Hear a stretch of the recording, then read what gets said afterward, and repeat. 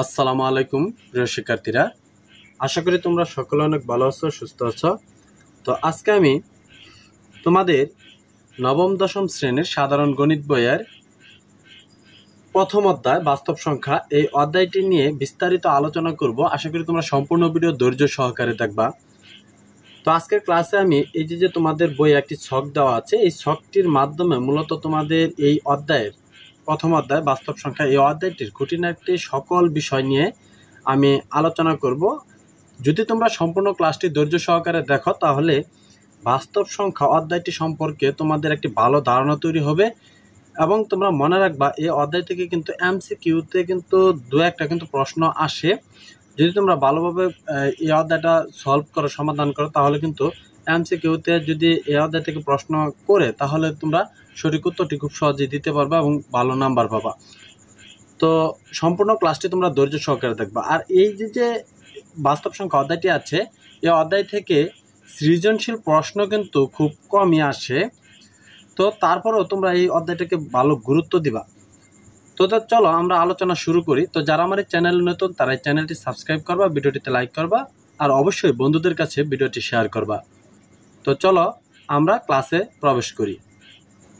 প্রিয় শিক্ষার্থীরা, প্রথমে দেখো অধ্যায়টার নাম হচ্ছে বাস্তব সংখ্যা। তো বাস্তব সংখ্যা কাকে বলে তোমরা মনে রাখবা, বাস্তব সংখ্যা হচ্ছে সেই সকল সংখ্যা যার বাস্তবে অস্তিত্ব আছে। তো তোমরা মনে রাখবা, বাস্তব সংখ্যা হচ্ছে সেই সকল সংখ্যা যার বাস্তবে অস্তিত্ব আছে। আশা করি তোমরা বুঝতে পেরেছ। বাস্তব সংখ্যা বলতে যার বাস্তবে অস্তিত্ব আছে এমন সংখ্যাকে বোঝায়। আর অবাস্তব সংখ্যা কাকে বলে তোমরা বুঝতে পেরেছ ইতিমধ্যেই আশা করি। অবাস্তব সংখ্যা হচ্ছে যে সংখ্যার বাস্তবে কোনো অস্তিত্বই নেই। তো সেটা নিয়ে এখন আমাদের আলোচনা করার বিষয় নয়, আমরা আলোচনা করব বাস্তব সংখ্যা এই বিষয়টি নিয়ে। তো বাস্তব সংখ্যাকে দেখো আমরা প্রথমত দুইটি ভাগে ভাগ করতে পারি, একটি হচ্ছে মূলদ সংখ্যা আর একটি হচ্ছে অমূলদ সংখ্যা। তো প্রথমে দেখো আসে মূলদ সংখ্যা।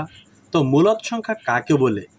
মূলদ সংখ্যা বলে যে সকল সংখ্যাকে পি বাই কিউ আকারে প্রকাশ করা যায় তাদেরকেই মূলদ সংখ্যা বলে। তো তোমরা মনে রাখবা, যে সকল সংখ্যাকে পি বাই কিউ আকারে প্রকাশ করা যায় তাদেরকে কিন্তু কি সংখ্যা বলে? মূলদ সংখ্যা বলে।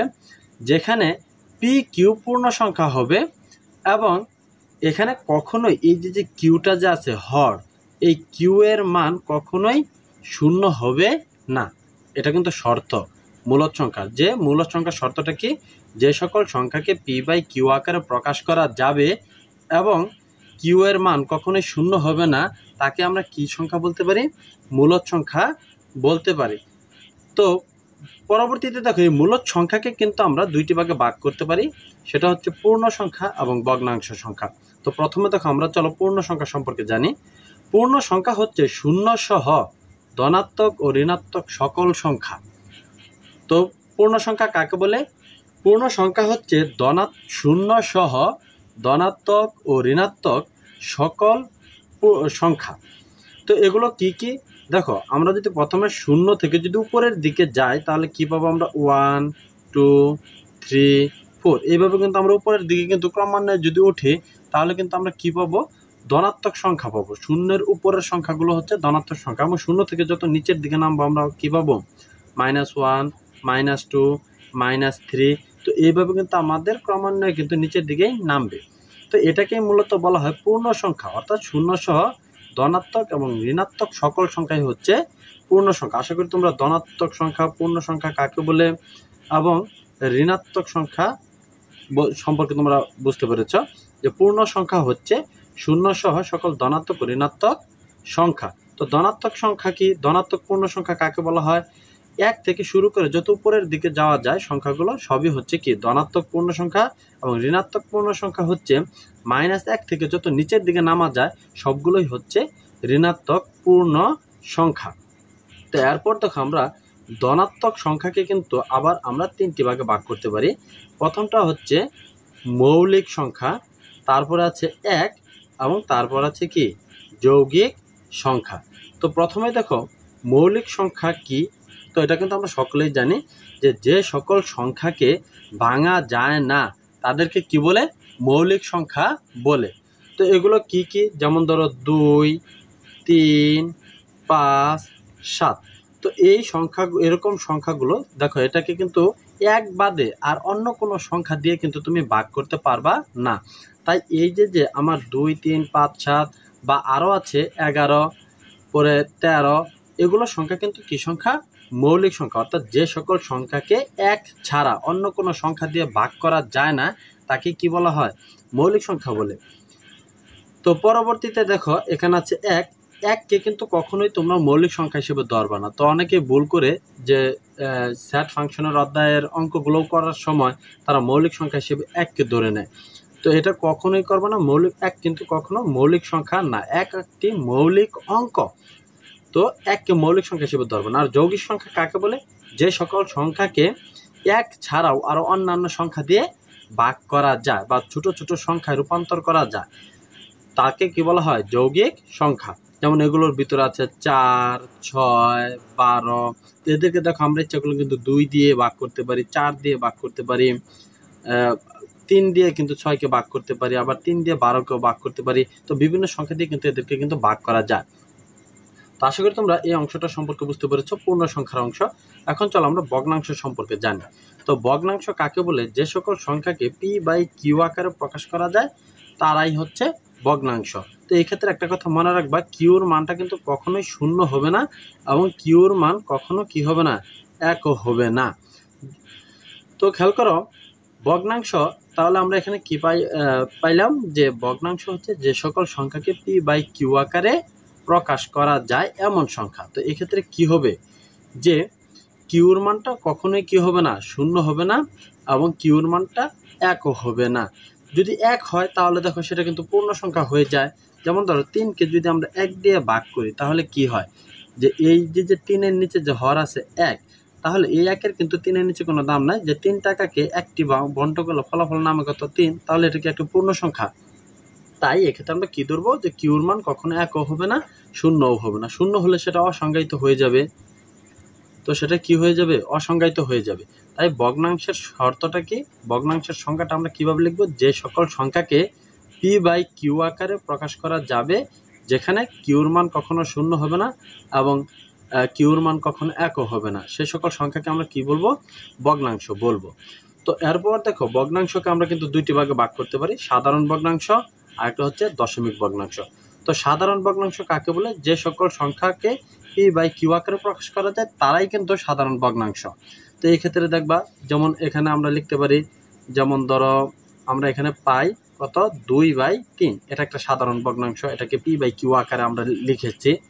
তো এই আকারে কিন্তু আমরা লিখেছি p/q। তো আবার ধরো আমরা এখানে ধরতে পারি 7/13, এটাও একটা কি ভগ্নাংশ? সাধারণ ভগ্নাংশ।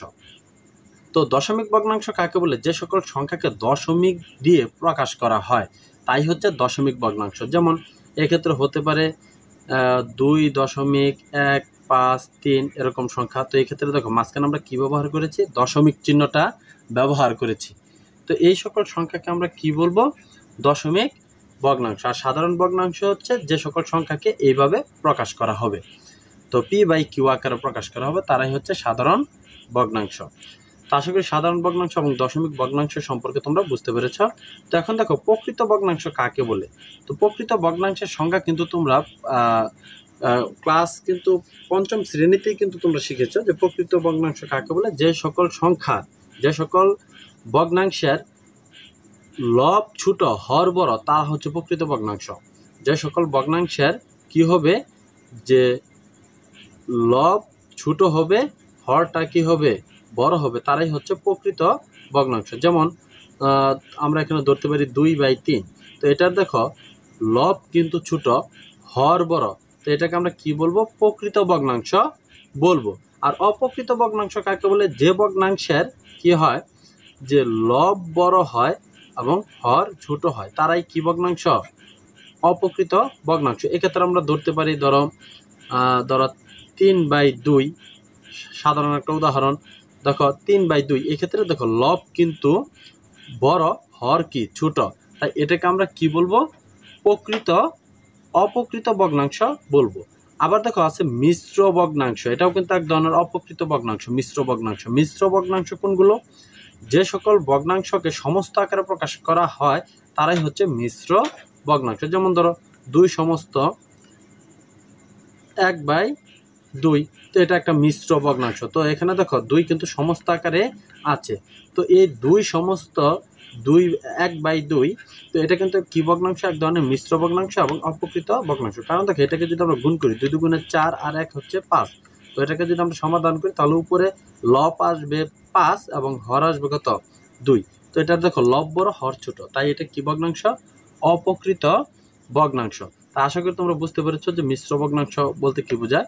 এখন দেখো দশমিক ভগ্নাংশের মধ্যে আবার 2টি ভাগ আছে, একটি হচ্ছে সসীম দশমিক ভগ্নাংশ, আবার আরেকটি হচ্ছে অসীম আবৃত দশমিক ভগ্নাংশ। তো সসীম দশমিক ভগ্নাংশ কোনগুলো? যে দশমিক ভগ্নাংশের সংখ্যাগুলোর দশমিকের পরের সংখ্যাগুলোর একটি নির্দিষ্ট সীমা আছে, তারাই হচ্ছে সসীম দশমিক ভগ্নাংশ। যেমন ধরো আমরা এখানে একটি দশমিক ভগ্নাংশ লিখলাম 1.20431। তো এখানে দেখো দশমিকের পরে কয়টি সংখ্যা আছে তা কিন্তু আমরা গুণে শেষ করতে পারি, যে 1 2 3 4 5টি। তো দশমিকের পরে দেখো 5টি ডিজিট আছে, সংখ্যা আছে। তো যদি এইভাবে গুণে শেষ করা যায়, দশমিকের পরের সংখ্যাগুলো যদি গণনা করে শেষ করা যায়, তবে সেটাকে বলা হয় সসীম দশমিক ভগ্নাংশ। আর অসীম আবৃত দশমিক ভগ্নাংশ কাকে বলে? তো দেখো ধরো আমরা এখানে একটা দশমিক ভগ্নাংশ লিখলাম 3.141414। তো এক্ষেত্রে দেখো এইভাবে সংখ্যাগুলো আসছে। তো এখানে দেখো এটার কিন্তু দশমিকের পরের ডিজিটগুলো কিন্তু গণনা করে কিন্তু শেষ করা যায় না। তো এখানে দেখো 141414 বারবার কিন্তু একই সংখ্যা বা একাধিক সংখ্যাগুলো কিন্তু বারবার পুনরাবৃত্তি হচ্ছে। তো এই সকল সংখ্যাকে আমরা কি বলি? অসীম আবৃত দশমিক ভগ্নাংশ। কিভাবে? কারণ এটাকে আমরা পুনঃপুনিক আকারে কিন্তু প্রকাশ করতে পারি। যেমন ধরো 3.14। তো এক্ষেত্রে দেখো 1 4 1 4 1 4 এভাবে কিন্তু পুনরাবৃত্তি হচ্ছে বারবার 1 আর 4 সংখ্যাটা। তাই আমরা এক্ষেত্রে 1 এবং 4-এর উপরে যদি এইভাবে আবৃত একটি চিহ্ন দিয়ে দেই, মানে পুনঃপুনিক চিহ্নটা দিয়ে দেই, তাহলে কিন্তু সেটা কি হয়ে যাবে? একটি অসীম আবৃত দশমিক ভগ্নাংশ হয়ে যাবে, কারণ এটাকে পুনঃপুনিক আকারে প্রকাশ করা যায়। তো আশা করি তোমরা বুঝতে পেরেছো যে অসীম আবৃত দশমিক ভগ্নাংশ কাকে বলে। তো এখন দেখো অমূলদ সংখ্যা সম্পর্কে তো আমরা জেনেছি যে অমূলদ সংখ্যা হচ্ছে যে সকল সংখ্যাকে p/q আকারে প্রকাশ করা যায় না। তো মনে রাখবা, যে সকল সংখ্যাকে p/q আকারে প্রকাশ করা যায় না তারাই হচ্ছে অসীম অমূলদ সংখ্যা। তো অমূলদ সংখ্যার ভিতরে আছে দেখো অসীম অনাবৃত দশমিক ভগ্নাংশ। যেমন একটি সংখ্যা ধরো এভাবে দশমিকের পর 2 7 0 1 4 3 2 এইভাবে দেখো এলোমেলো সংখ্যাগুলো আসতেছে। কোনো একটি সংখ্যা বা একাধিক সংখ্যা বারবার কিন্তু পুনরাবৃত্তি হচ্ছে না, তাই এটাকে কিন্তু আমরা পুনঃপুনিক আকারে প্রকাশ করতে পারবো না। তাই এটা হচ্ছে এক ধরনের অসীম অনাবৃত দশমিক ভগ্নাংশ এবং এইগুলো সংখ্যা কিন্তু অমূলদ সংখ্যা। তো আশা করি তোমরা আজকের ক্লাসটি বুঝতে পেরেছো। তো আজকের ক্লাসে আমি তোমাদের বাস্তব সংখ্যা এই অধ্যায়টির গুরুত্বপূর্ণ বিষয়গুলো নিয়ে কিন্তু আমরা আলোচনা করলাম। তো তোমাদের ক্লাসটি কেমন লেগেছে অবশ্যই কমেন্ট করে জানাবা, আর বন্ধুদের কাছে অবশ্যই ক্লাসটি শেয়ার করবা। আর যারা আমার এই চ্যানেলে নতুন এসেছো তারা এই চ্যানেলটি সাবস্ক্রাইব করবা। পরবর্তী ক্লাসগুলোতে আমরা এই অধ্যায়ের গাণিতিক সমস্যাগুলো আমরা সমাধান করার চেষ্টা করব।